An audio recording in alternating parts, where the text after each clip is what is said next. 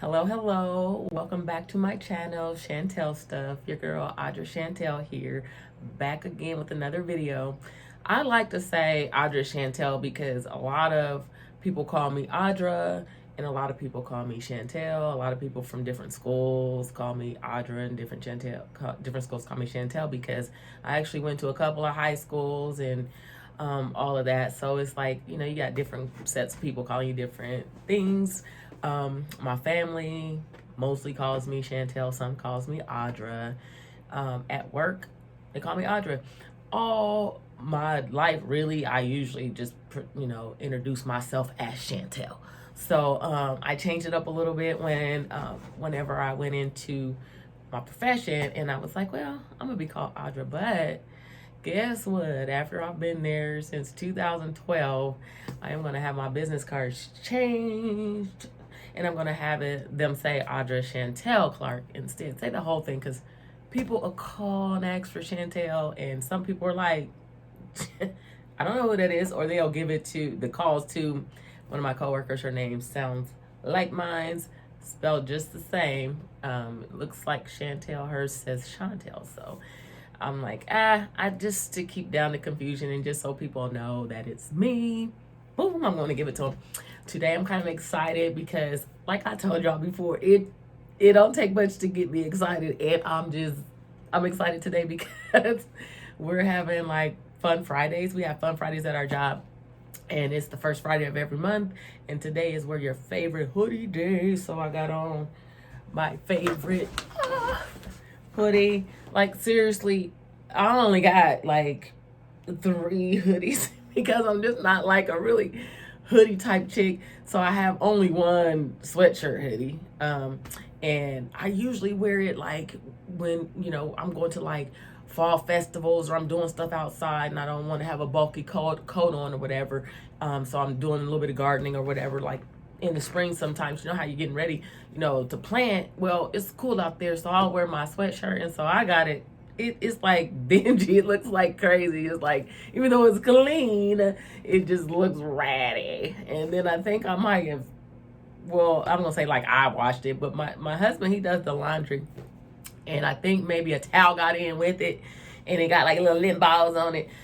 I used to do the laundry, but my husband took it over for one. His main thing, he said, was because, well, I have a lot of, like I told you, I got arthritis and different things going on, but so I have it all, in my back and through my body. And my honey, oh, he just so sweet. But when we moved to the house where we had upstairs and downstairs, and I had to carry those laundry baskets and stuff, he didn't want me carrying that stuff to hurt my back. So he just took that over. And truth be told, I'm just going to say, listen, see, let me just tell y'all, I'm going to be real with y'all. You know what I'm saying? And this is just being the raw. I struggle with laundry. Like, dude, I kept laundry clean and I had clean clothes and all that kind of stuff. But when I say I would let that stuff pile up high before I wash it, oh my gosh, I did. And it's crazy because when I got to washing it, I liked it and I was always smelling everything after I washed it. And when I was folding and stuff, the feel was good, but getting the motivation to do it and get to it was, a struggle for me. So, me and my husband are one. So, where I'm weak, he's standing in the gap. Where he's weak, I stand in the gap. No worries. We're good with that. So, but I do wash the towels because I like to wash my towels twice every week because I want those towels to smell right, because I'm one of those kind of chicks that like smells really like, oh, bad smells, like weird smells and stuff like that irritate me, get me going. So I'm just like, I like to keep that part, doing it myself just to make sure that, hey, those towels are smelling right. But see, here I go rambling again because I'm excited today and I'm rambling about stuff. So, but whatever. Anyway, so I just wanted to jump on here and just say, hey, today's process of writing my handbooks today, I have been very productive this morning. So I came in here after I fixed my lunch and got my breakfast sitting in there waiting for me to go eat before I go to work and everything. I came in here and I got to move. My computer is moving so slow. It's like making me mad. But I mean, I got so much written down. I got so much into this fifth book that I'm writing. The fifth book is How to Feed a Family of 7 on $100 a week.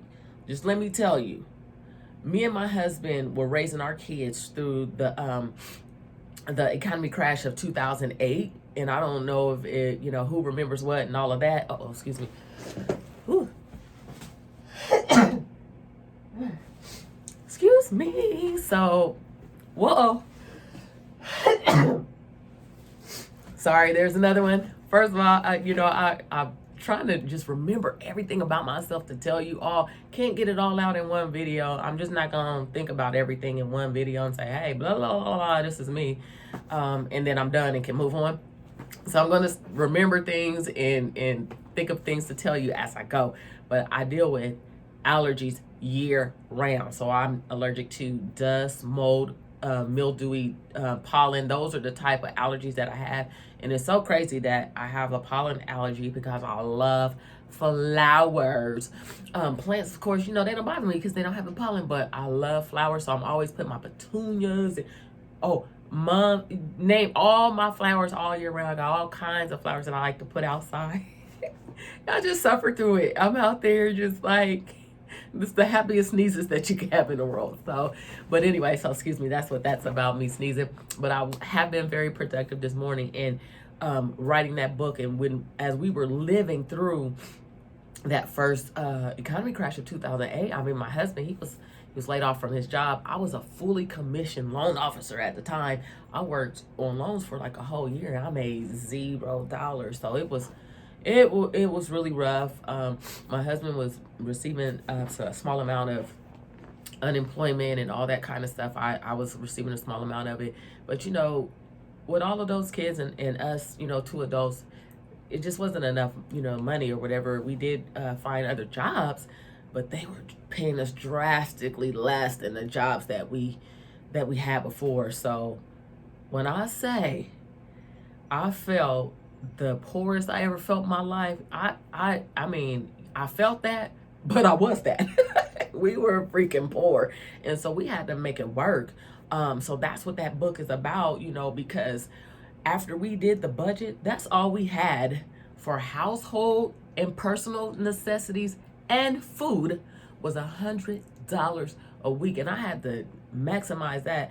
I'm a puzzle person, a problem solver. I like to do those kind of things. So it was an exciting challenge for me, to get that done. But let me tell you, right in that budget, first of all, okay, to know that I had $100 to spend, I had to do our budget, right? So when I was doing our budget, we were in the negative after I got done writing that budget. Let me tell you how I just sat there. I just like, okay, we're in the negative. I rewrote the budget and I wrote it in smaller font. Like that was going to make, take us out of the negative. It didn't. I can laugh at it now, but back then it wasn't funny. So all I could do was put my hands in my face. I mean, my face in my hands and cry, right? I cried, I prayed, and I was like, just Lord, help me. Just help me. Because at the end of the day, this is what we had, and we had to make it work. So I rewrote that budget again. I got to the point where I was able to set aside in the budget $100 for our household necessities and personal necessities and food. After everything was said and done, there was literally like $25 left after all of our obligations and everything. I was still sick with it, but I knew I had to make it work. So, what I did was, I had to become a mastermind at figuring this thing out. So I, of course, wrote out the grocery list and not just wrote all our wish list, but I always kept a running list of the items that we needed in the house. And from that list, I would extract those things that were like top priority, right? And then I would price those things and see how much of those things that I could actually get. And then I would also think about, the food items that would last us a week. A lot of time, let me just tell you how creative I got with the food, right?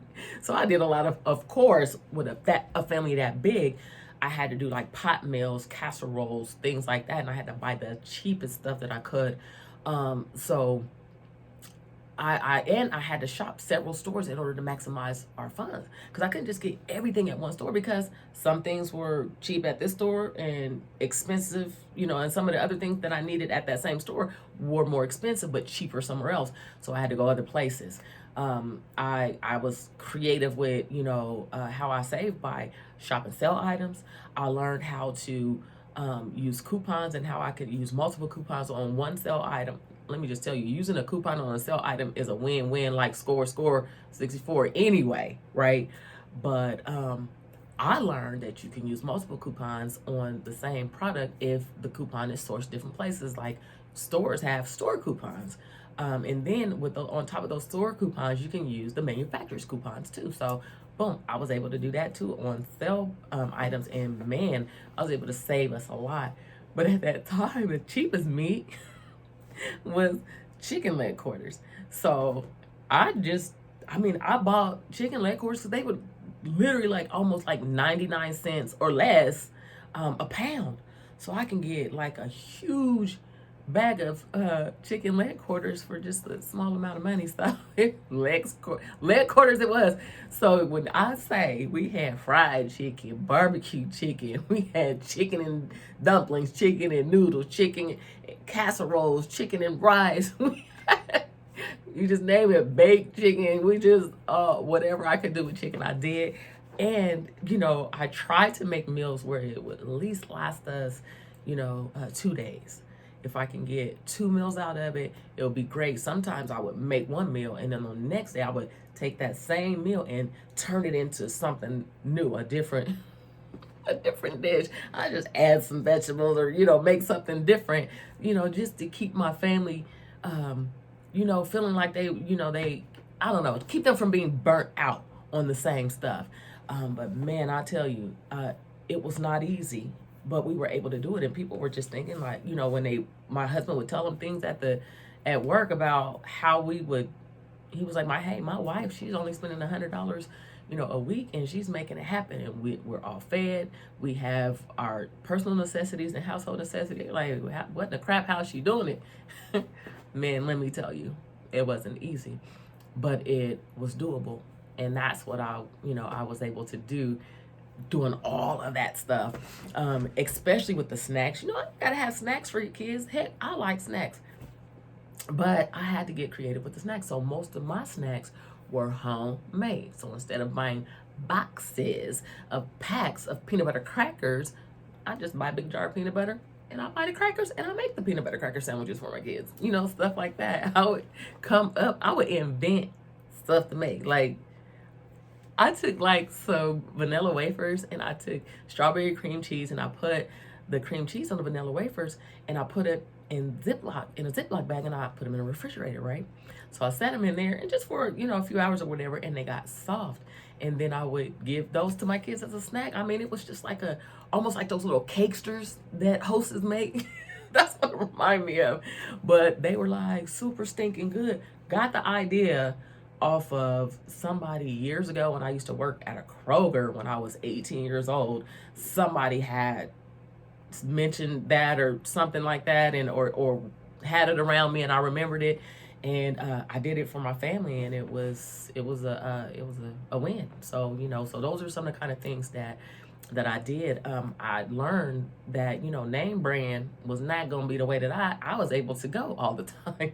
For the majority, it was generics. I had to go straight generics. But what we found was that the generics were like way better than most of the name brand stuff. I was like, nah, if I hadn't never went through all this, I wouldn't have known all of that, because sometimes you just like, I'm getting the name brand stuff because that's just what I get, and that's what I want, because it's better. Well, it's not always better. It's really not. And some of even the products like